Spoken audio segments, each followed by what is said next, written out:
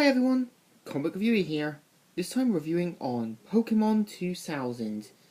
Now, I think a lot of us remember what Pokemon 2000 was.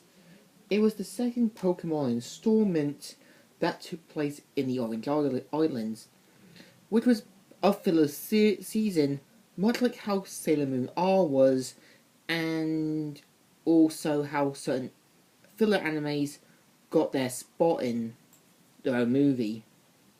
What was interesting is that I actually did see a trailer for Pokemon 2000 as a kid on my VHS of Pokemon the first movie, and I was quite amazed that we're going to do a second one.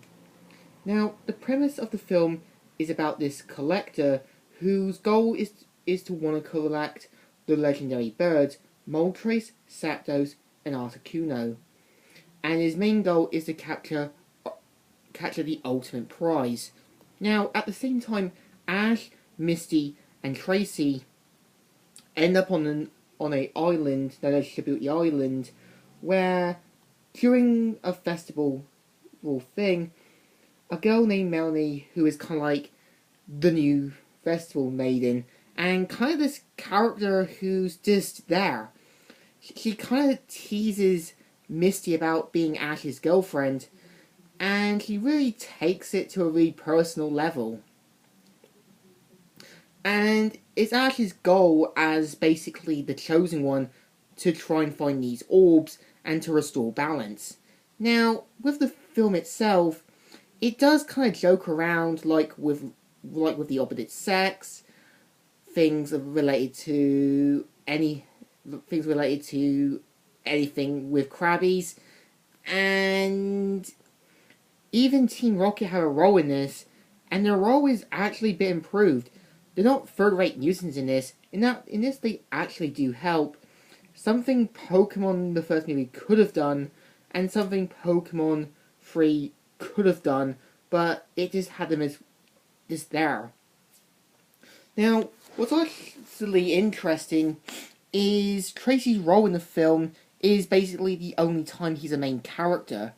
Brock never does appear, but only appears in cameo appearances.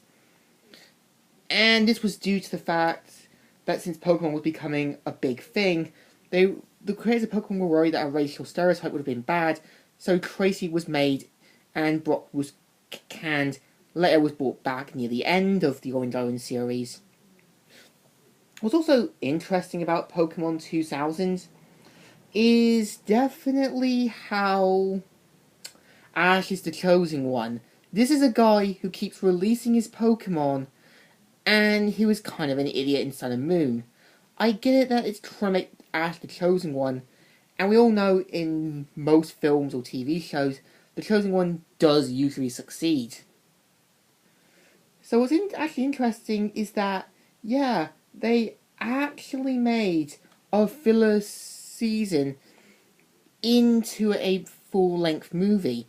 Well, Sun and Moon R did, and that was due to it being a 1992 anime. Another thing about Pokemon 2000 was definitely how the film is about 77 minutes, but it still feels good. And I do admit, somewhere I would like to see... I am looking forward to seeing Pokemon I Choose You, and I have read it on Wikipedia. So what do I think of Pokemon 2000? It's interesting, and the main villain actually has a goal, which reminds me of the Collector from Guardians of the Galaxy. And this film definitely deserves a good thumbs up. Still good, and still alright. So, Comic Reviewer here, signing out.